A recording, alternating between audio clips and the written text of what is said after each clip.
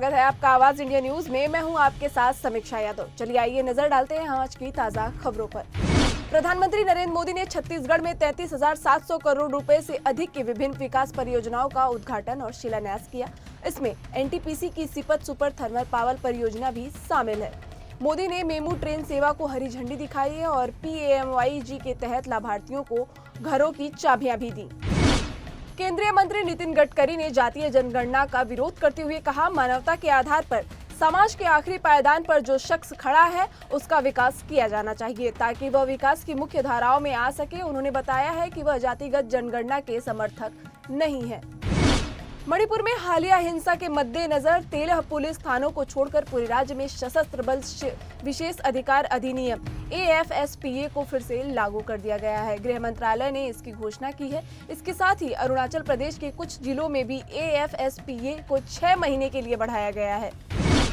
RSS प्रमुख मोहन भागवत ने कहा है कि संघ का काम स्वार्थ या भय से प्रेरित नहीं है बल्कि शुद्ध प्रेम से है। 1.5 लाख से ज्यादा समाज सेवा कार्य इसी प्रेरणा से चल रहे हैं। स्वयं सेवक निस्वार्थ भाव से सेवा करते हैं जिससे समाज में सकारात्मक बदलाव आया है। पंजाब के एडवोकेट जनरल गुरमिंदर सिंह गौरी ने इस्तीफा दे दिया है। उन्होंने इस पद पर कायम होने के 18 महीने बाद ही इस्तीफा दिया है। गुरमिंदर सिंह से पहले विनोद घई ने व्यक्तिगत कारणों का हवाला देते हुए इस पद को छोड़ दिया था।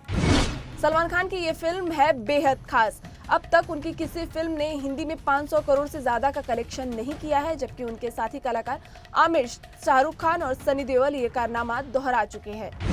यूट्यूबर रणवीर अलाहाबादिया विवाद के बाद अब नई शुरुआत के लिए तैयार हैं। यूट्यूबर फिर से काम पर लौट आए हैं। इंडियाज गॉट टैलेंट के मंच से शुरू हुए विवाद के बाद रणवीर अलाहाबादिया की निजी जिंदगी में काफी उथल पुथल मच गई थी, लेकिन वक्त गुजर गया है और रणवीर अलाहाबादिया फिर से अपने काम के मोर्चे को संभालने के लिए पूरी तरह से तैयार है।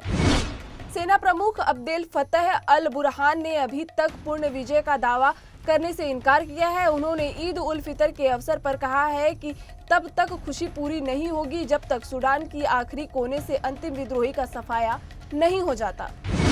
रूस के राष्ट्रपति व्लादिमीर पुतिन के काफिले को लग्जरी कार लिमोजीन में जबरदस्त धमाका हुआ है। धमाका मॉस्को के FSB मुख्यालय के बाहर हुआ है। जोरदार धमाके के बाद लिमो कार में आग लग गई। इंजन में आग निकली, फिर पूरी तरह से कार में फैल गई। काठमांडू में राजशाही समर्थक के हिंसक प्रदर्शन के बाद पूर्व किंग ज्ञानेंद्र शाह पर जुर्माना लगाया गया है। ये जुर्माना काठमांडू महानगर पालिका की ओर से लगाया गया है। दरअसल इस प्रदर्शन में सार्वजनिक संपत्ति को बहुत नुकसान पहुंचा है। आवाज इंडिया न्यूज में फिलहाल के लिए बस इतना ही। देखते रहिए आवाज इंडिया न्यूज।